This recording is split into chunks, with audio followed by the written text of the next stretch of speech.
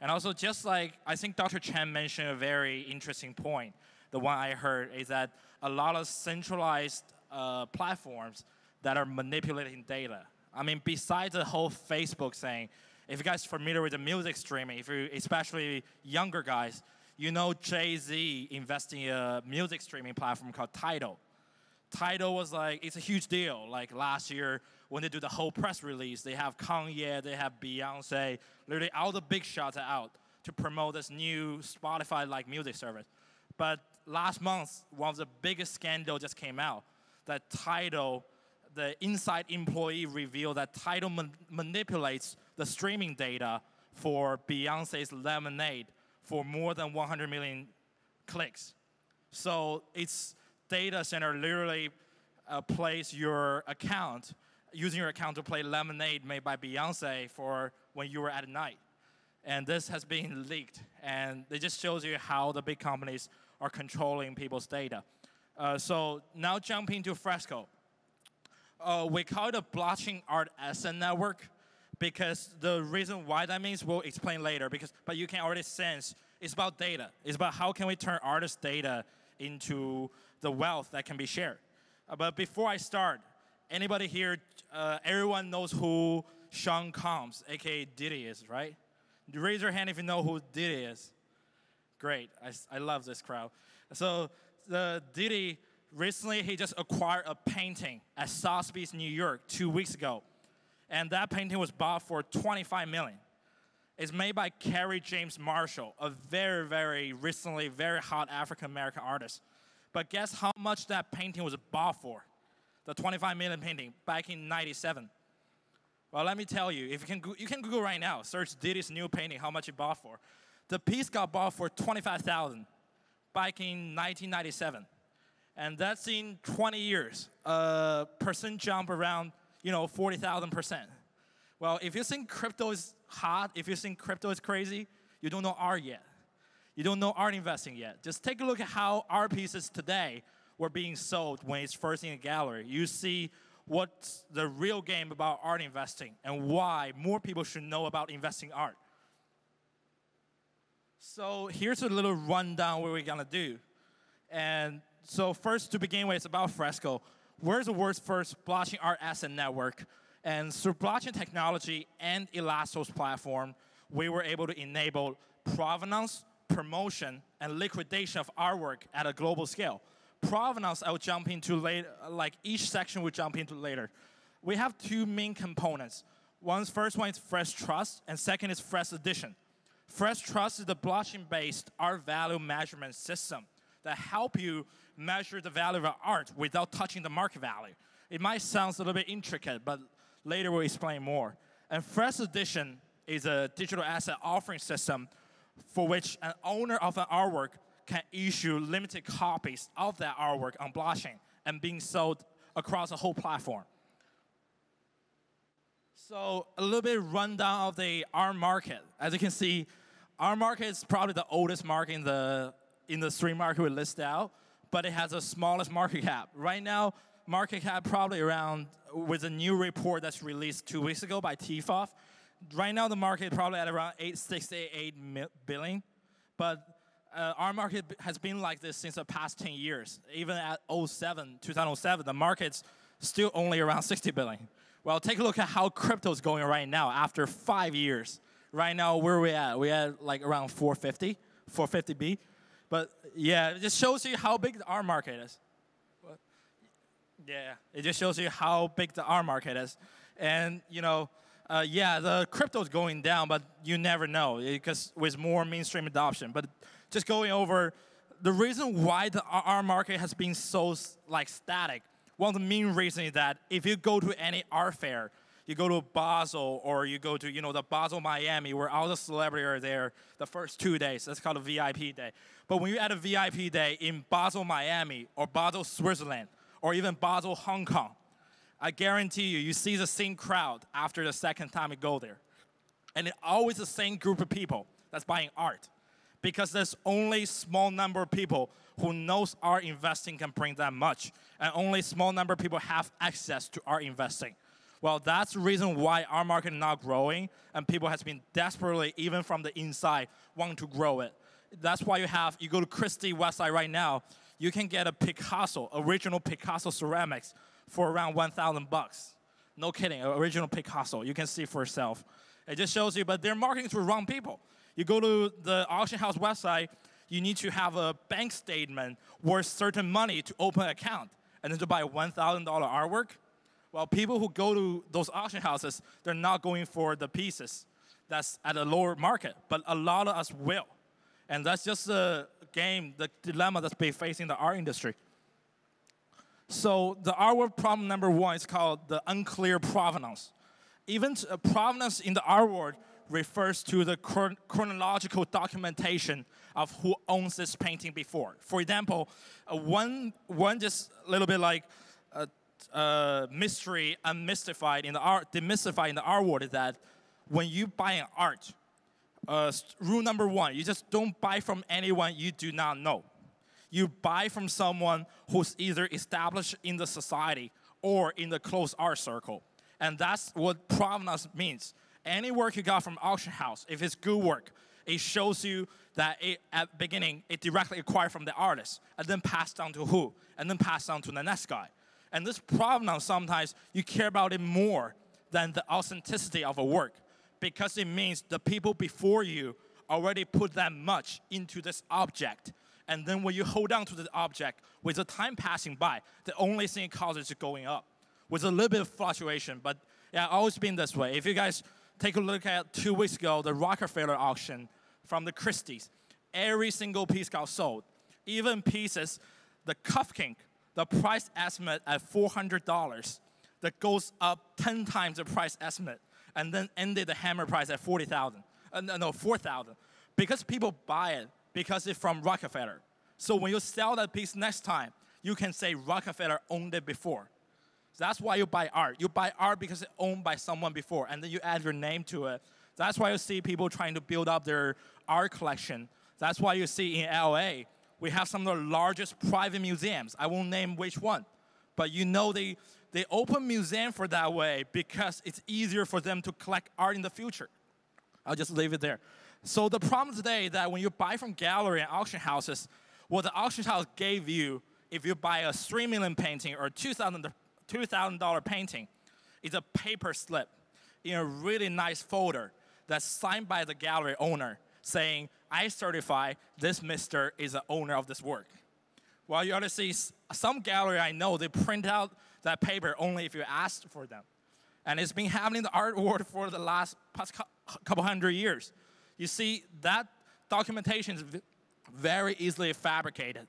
Because our world, to be honest, is kind of with people from the inside, when I talk with them, they say it's a Jurassic Park. And it's not above, the exaggeration. Because a lot of people in the art world, they don't know technology beyond email. And to ask them to adopt something as new as blockchain, you truly have to go through a process that shows them what's the problem first. It's not about mentioning technology first. It's mentioning to them what's the problem and how can we better facilitate to solve the problem.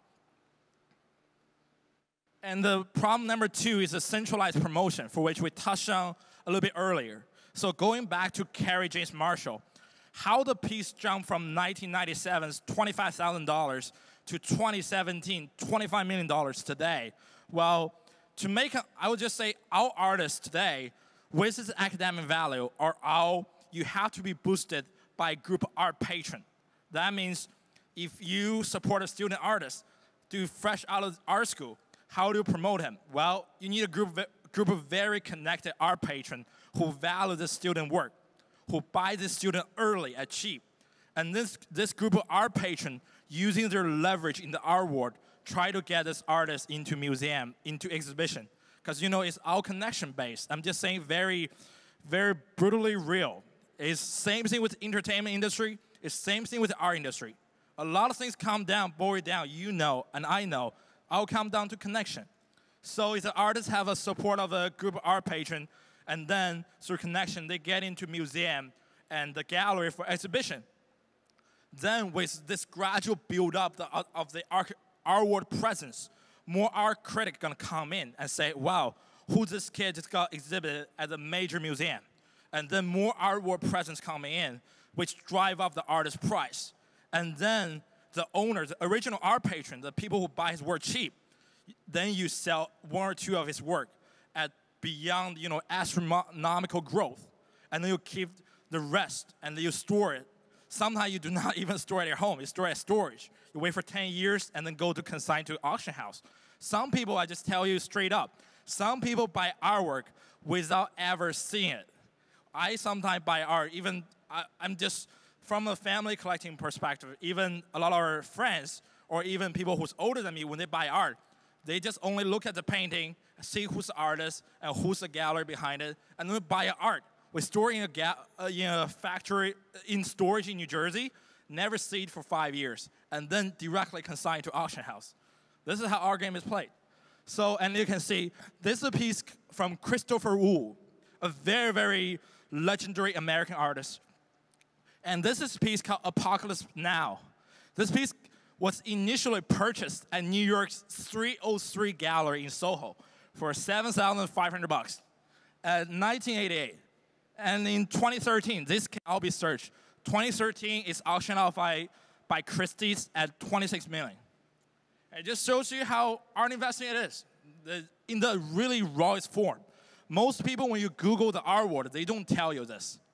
Even when you buy from galleries, they don't tell you this. But the problem right now facing the art world is that they need growth. And to incite that growth, more people need to know how art works. Most people don't know that how art investing works.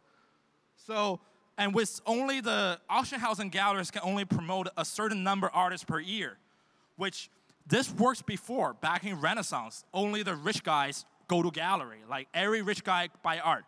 But as you take a look at a global landscape with so many assets floating around, coming from Middle East, Africa, China, Southeast Asia, and even in the United States, the game is changing. A lot of people know how to buy, like a $1,000 off-white sneaker, but they don't know they can buy a Virgil Abloh painting probably at only 10 times the price, and it's a unique work. While the sneaker you buy from Supreme or Off-White, they're unlimited edition, and they're being branding, selling as art. Think about the kind of environment they created for you. I mean, fashion brands are truly geniuses. They're genius because they use a leverage that most of us do not know art, while selling all of us that you can own a piece that's beyond this utility value. Think about it. That explains why people will go crazy for a $700 t-shirt that's made simply of cotton. It's the same essential marketing strategy used by art. And next slide. So about the lack of liquidation. So you're after buying a work from the primary market. Primary market means you buy from gallery. You buy that Christopher Wu from the 303 gallery. And the gallery does not sell you unless they can prove you're from the art circle. The gallery only sells to people who's in the art circle and knows who will protect the price by now selling the work, by keeping the work for 4 or 5 years. Because I think, just like crypto world, if everybody sells, market crashes. Same thing in the art world. So when you buy from the gallery counts on you a person's social status as credibility so that you agree now selling this artist for 5 years or so. But the problem is that it's an arduous process to liquidate your artwork into cash, even today. So you consign to an auction house. Auction house takes a big chunk of a consignment fee. And sometimes the piece, just like this one, sometimes the piece does not get sold. Just simply in the market, there's not that much people going after Gerhard Richter right now. So the piece went unsold. It's a gorgeous piece, but it went unsold. It's just because it's not being sold at the right time. Sounds a lot familiar with how VC world and finance world, even crypto world works, because it's essentially, when you boil it down to the bottom, it's all the same.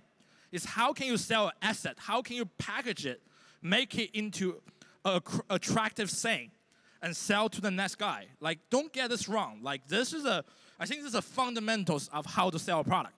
And with the luxury fashion brands and art brands, as well as the VC guys, they master this craft to some certain extent that they create a flora backed up by academic value that make you want to buy the whole thing.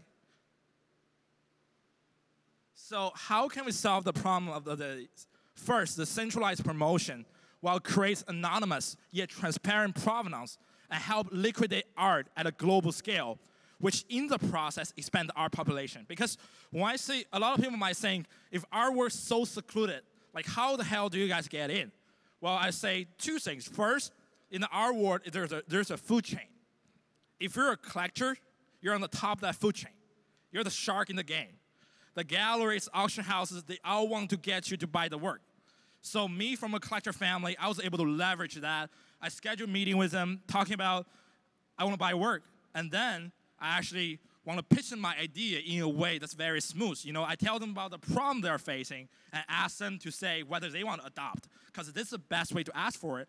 And secondly, like I said before, the art world is trying to open up.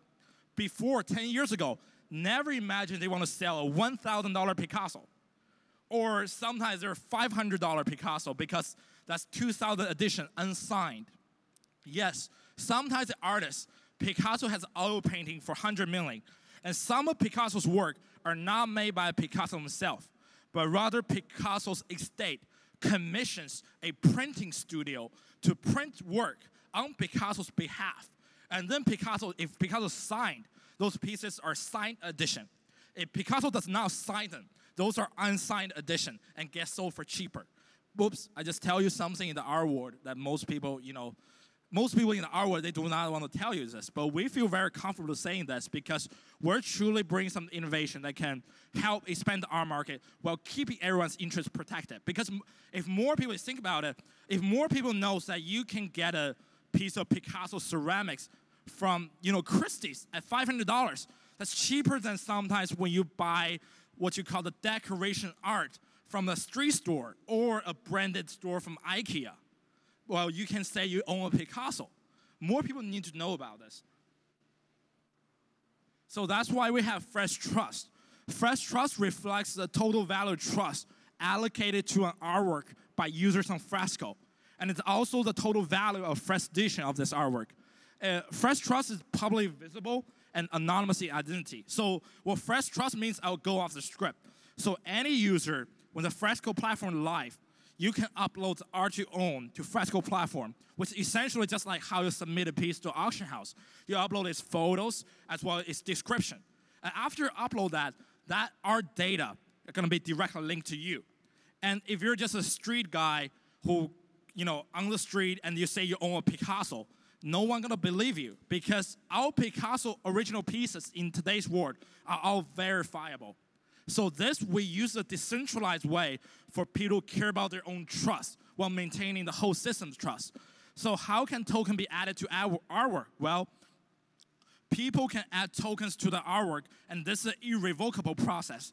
To think better of this, I suggest you guys to learn about how there are Western treasure binding for Bibles. If you go to some old museum, some Bible owned by the rich, the industrialist, they add diamonds, they add gemstone to a Bible. Why? Because they want to show affinity to an item, to an artwork, as well as show the process, show that they are the owner of the artwork. Well, we take that process to blockchain, for which you upload a piece. Right now it's a 0 Fresco token, but you can choose to add token to that artwork to show your affinity, as well as all the other people in the system, our critic maybe, or our gallery owner who owns that piece, or your friend. As an artist, as you know, a lot of student artists, they pay $60K, $70K, go to art school. Their parents want to support the artist so bad, but the parents just do not know how. Where with this way, the parents can directly add token to the student's work. And this is an irrevocable process. When making it irrevocable, and because it's a way of locking the value inside the artwork, this value, and it does not correlate with the market value, because the other bottom line truth about our world is that don't ask any galleries about the painting's price when you first go in, because prices are only negotiable. You buy one Picasso, if you're a stranger, they charge you the full price. You buy two, and you say you're an established collector, well, we can talk about it, give you a 20% discount. You buy three, while you're a whale, as you say, the crypto world. You buy 3 and you say you're going to keep in your museum. Well, we can talk about different price, sir. This is how it works. Well, with Fresh Trust, we provide an index. So next time you go to a museum, without knowing the market value of each piece from the museum or gallery, you can see a reference provided either by the museum organization itself or people online who love this work that much. Well, due to the various difficulty to directly measure the value of art, as well as the price opacity and over-concentrated pricing power of the top-level players, for which we already explained, the art market tends to intimidate new investors and collectors, creating a social barrier to entry. That's why every time you go to art fair, even though they're like all piles of gold mine you buy from gallery, you know you hold on to 5 years later, it'll go up. But a lot of new players are so shy to get in. Because when you as a stranger go to an art fair, you truly do not know how to talk with anybody.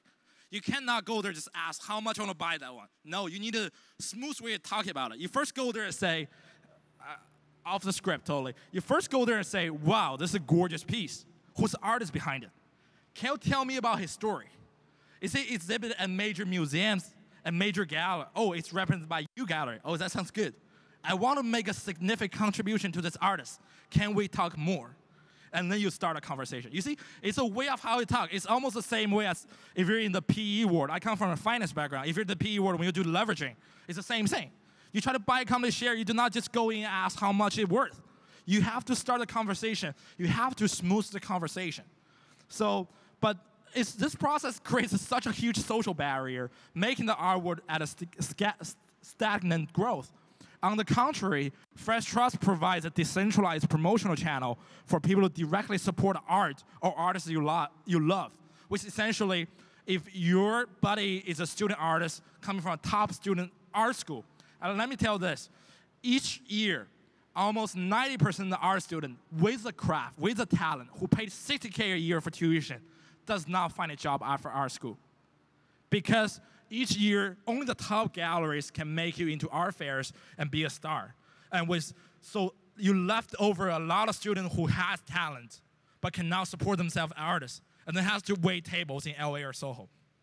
I'm saying the very brutal truth, because me personally, I come from art family, so I have a lot of friends who go to the art route, but can make a living to sustain.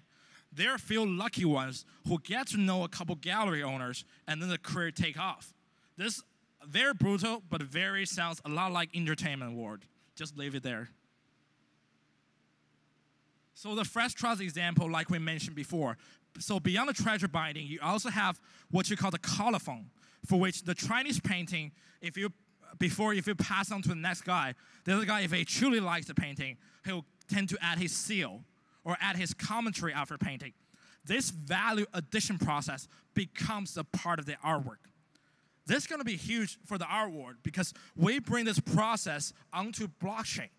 We bring it in a way that keeps anonymity because brutal truth, also another brutal truth, most people does not want to let you know which art they own, but most people want to sell 1 or 2 pieces from their collection. Anonymity is very important in the art world, where we were able to achieve that with blockchain.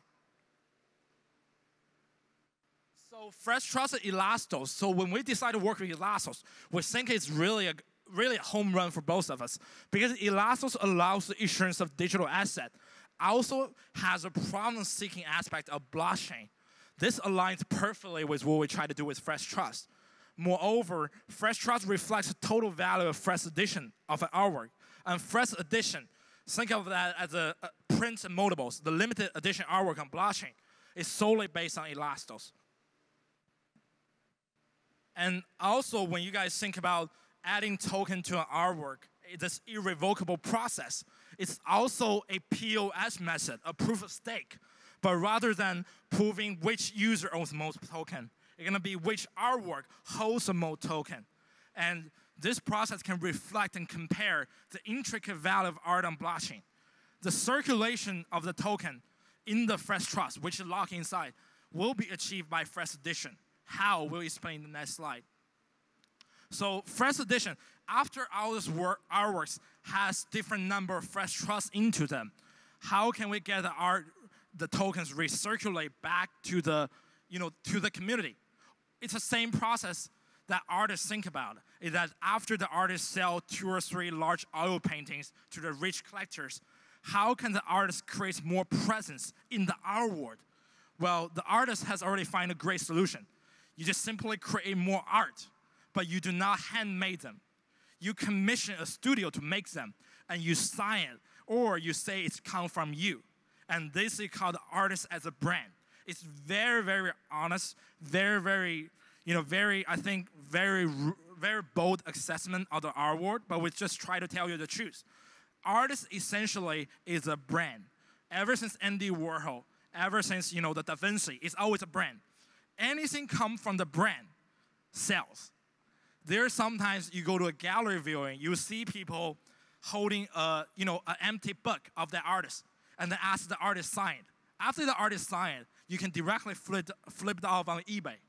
For, if it's from a star artist, you can sell for $1,000. But essentially the same thing as a limited artwork. Anything artist touches, if you're a brand as a good artist, it turns into gold. So same logic, we take it to blockchain. We allow the art owners to issue digital editions on blockchain, judging by the amount of fresh trust in an artwork. So if a artwork right now on the network has around 500 tokens, so the artist itself can choose to release how many editions he or she wants to release. So if, for example, he or she releases 10 editions, so each edition going to be cost 50 tokens. And what people are buying with the 50 token is essentially a part of the artwork data. There's a huge distinction. It's not a part of the artwork, but it's a whole new set of artwork. It's a part of the artwork data coming from the artist's blockchain wallet. Because today, when people buy a COS, if you guys know COS, or if you know Basquiat, when people buy a Basquiat, the work is on paper. People buy it because it comes from Basquiat, because various sources verify it comes from Basquiat. You buy art because it comes from that artist, pure and simple. So we change that process on blockchain, which means you can sell that art to more people globally. Because one of the main problems with the print and modables today is that sometimes you have the Picasso worth $1,000 as a 500 edition. If you want to ship that thing to Ukraine or to UK from New York, well, sorry, the shipping costs, they're going to still put that in a huge crate, a wooden crate, because they want to protect the artwork. And then you're going to take you a month or two to get the artwork shipped to you. And so this process, as you can see, is very inefficient. It may be good if you're, if you're shipping a $5 million piece, but it's truly not worthwhile when we try to ship, like a $2,000 piece. But on blockchain, with Fresh Edition, people can claim. So imagine one day you buy this work from this artist, and then you're in Ukraine. The artist released edition in the United States, released 5 editions. So you stayed up the whole night to buy the edition at a time when the artist announced so. So you get your hands on edition. You can choose to display that in any medium you want. Because essentially, we ask each art owner to upload HD photos, or if it's sculpture, the 3D printing data to the platform. So you can choose to display it on paper, on canvas, or whatever. But the importance is that you get to prove you own this artwork from the artist. Because each artwork gonna have a QR code that when you scan it, it shows that it comes from the artist's wallet address directly to yours. So the Fresh Edition owners can also trade this edition, just like when they trade a certificate, like on exchanges. Because this is going to be quite interesting, and I think this is going to elevate the artwork to a whole new level. Because right now, when you buy an art, let it be collectible or the upscale artwork, shipping is always a concern. Most people right now, you ship a larger piece from Japan, either shipped by plane, which double or triple the shipping cost, or shipped by the freight, which is by ship. Takes 2 to 3 months to the United States. So a lot of people shy away from buying art because most art are not easily accessible. It's not like when you buy, instantly it's here. But with Fresh Edition, with blockchain, we're able to achieve that because the proof of provenance is what collectors been seeking. And this is a direct example of how Fresh Edition works in our world, and they already have a precedent. On the bottom, as you can see, is Andy Warhol's very famous work, the Marilyn Monroe. This piece, because it's a unique piece, it's an acrylic on canvas, which means Andy Warhol drew it himself. So the piece was auctioned off at 4.4 million. Where on the top, as you can see, if you're not from the art world, you might think, wow, they look almost the same. It's just a little bit of a color difference. Where that piece got sold for, $100,000. Why? Because you can see clearly, that's a screen print for which Andy Warhol printed out around 250 editions. And this is one of the 250 with almost the same pattern, just different color code. And that's one got sold for 100,000 because it comes from Andy Warhol. Anything comes from Andy Warhol has value. If you have one, you can verify from Andy Warhol, I'll buy it. Because this is just how the art world works. And so it just shows you see the colors different. Well, let me tell you, there are a lot of other color variants that's made by Andy Warhol. So the Andy Warhol changed the bottom picture into a red background. That's another unique work. That's another 4.5 million. Welcome to the art world. So same thing goes for other artists. KAWS, Virgil Abloh. Virgil has been doing this, but pushing it to a whole new level with the whole Off-White. So going off a little bit on Off-White, Off-White essentially what they're selling is that they sell the unlimited edition artwork, but they create a limited edition by telling people it's gonna sold out very fast. Same thing for Supreme. Because when people like to buy something when it's scarce, and people want to buy it because the thing feels special, because other people think it feels special. So that's why the artist, if you're smart, you want to support yourself as an artist. You have to think about how to build yourself as a successful brand. And the first edition of Elastos, just like we mentioned before, Elastos allows digital assets be issued and then be traded. This is a technical foundation for first edition. And the other things we already mentioned before, so. And to approach this, we did a quite interesting route because we did not do an ICO. We did the world's first ICD and abandoned ICO process. Out of the total 500 million token, we gave away 300 million. For anyone to claim one token, they need to do an art test of 100 questions. Well, the reason we do that are for 2 points. First, it comes from my direct experience as an ICO investor. Well, if you invest well, invest early last year, good for you. You get crazy returns. But if you invest sometime late in the game, December 2017 or January, you know how the market goes. Even the good tokens are not delivering, the 5 times, 10 times return. And not to mention certain projects coming from certain country that lose its value 90% or more. Just search online, I won't name which one, but you know which one. So you can see ICO is a good tool for a company to raise quick money, but it's at the expenses of the retail investors, where I can handle the financial risk myself, but what about someone from a developing country? What about the soccer mom from Nigeria or from Singapore who need to support 3 of her children? But then she realized that, well, I invest something in this token and right now I lose 90% money. Who do they go for? Easily. They do not have a SEC to go for, so they go for their local version of authority. And who do the authority go for if they do not know technology? They go after technology as a whole. This is literally what's been happening in the whole blockchain world. Is because you ask a bunch of retail investors who are not that sophisticated to invest in something. Yes, indeed, you liberate the access to finance investing. But you do not tell people how much they should comfortably invest. You do not have a way to filter through companies that's been doing the ICO. So you have this market, you have someone from, developing country that developed like 200 million Ponzi scheme and run away with everything. This has been happening in our today's age. So when we do this in the art world, when I first started doing this, one thing I know very clear after consulting my lawyer from New York as well from Switzerland is that if we have the capability to raise venture funding, which is the sole assessment of how good a company is, we do not need to go through ICO that draws a lot of attention on us negatively, as well as making retail investors potentially suffer from market volatility. Because even though a token may be good, What if the bigger players come in from the finance institution?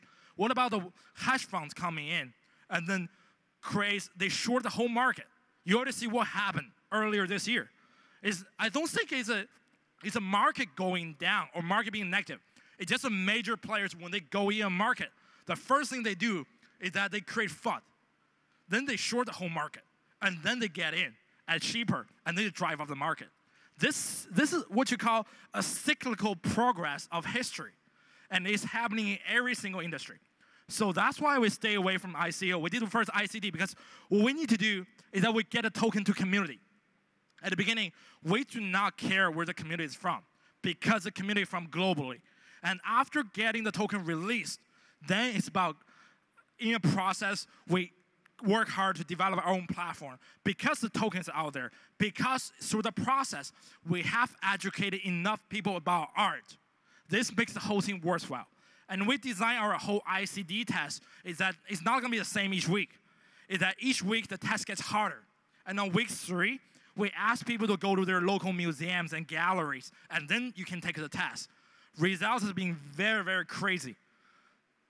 Out of total, we have around 110,000 people complete the test, and 89,000 people pass the test. And the total pass is about 140,000 people. And for that week 3 of the museum and gallery visit, we have around 35,000 people going to their local museums, taking photos, and thanking Fresco for them to learn more about art. I think we already, in a part, achieve our mission. Because in a week, Metropolitan Museum Art, it can handle around 15,000 people. But with us, a blockchain company, we let 30,000 people go to a museum globally. This is enough to raise their interest, and indeed it does. And also jumping on the first edition, think about in the future how museums globally gonna become a gold mine. Because Met as a museum, any museum, you're gonna hold around thousands of artworks.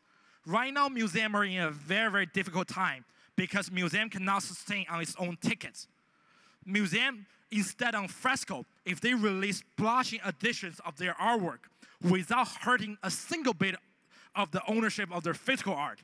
But if Matt says it sells 100 editions of a piece on blockchain, think about how much money it can raise from its 300,000 collections. We're thinking of ways to not destroy the art world, but to help our world generate extra revenue. Because the best way to do so is to expand the art collecting population. When we go to a museum, right now today, sometimes they don't even allow you to take photos. Sometimes you can only take a photo and go. This does not create attachment. When do you create attachment with something? It's just like when do you create attachment with crypto? You have to first own it, and then you care about it. Same thing in art. You care about art when you become an art collector. Where with Fresco, we let more people globally can own a part of art on blockchain. So that's basically what I explained for the museums. As you can see, the next time in the future, hopefully next year when we go to the museum, you can directly see how many fresh trusts in the painting. And when you scan the QR code, you can see whether there are fresh editions available, or you can choose to add fresh trusts to this painting if you truly like it. So this is a comparison of us with Elastos and why we are such a good fit. Because digital asset, when you talk about other digital assets, I think art has its own unique value, just like we said before. Art is probably something in this world where you can sell crazy high price without a solid explanation. It sounds funny, but just go to any auction house and see some pieces. If you don't understand, well, the people in the art world will say, sorry, you don't understand art. Where do you actually don't understand? Or they are trying to protect this industry, or they are trying to protect the people who bought it. Where what if you want to start collecting? Well, welcome to the game. You can be a part of art collecting, where safely store money in art. So this is the art world support. As you can see, we have talented student artists, as well as the DSL collection, which holds one of the largest Chinese contemporary art collections in the world, as well as the artists from Zayed Institute, which is one of the largest art institutes in Abu Dhabi. And about our blockchain industry support, as you can see, things are quite interesting. When we reach out to Brock Pearson, Charles Hodgkinson on Twitter, and then show them what we can do with our blockchain, both of them reply in 10 minutes, which is totally out of shock at the beginning of the project. And then we realized there are companies that has support from one of the co-founders of Ethereum, and then raised $75 million. I won't say which one. But we have two supporters, and even with Elasto's co-founder, Dr. Han, and Elasto's founder, Dr. Chen, where we're releasing all the tokens for free. As you can see, I think we're playing for the bigger picture. We're thinking collectively as a community. We can raise a voice in the art world, telling more people that people deserve access to art. And when more people invest in art, it won't crash the system, but rather it will make the system flourish more. So yeah, this is all about Fresco. As you can see, because today it's a Sunday afternoon, so I go a little bit off the script. I just want to tell you guys, definitely look into art investing. Definitely from today, go to the online auction site and begin to know more about artists. You know it's a very safe way to store money, but just make sure when you go in with someone who knows art. Thank you very much.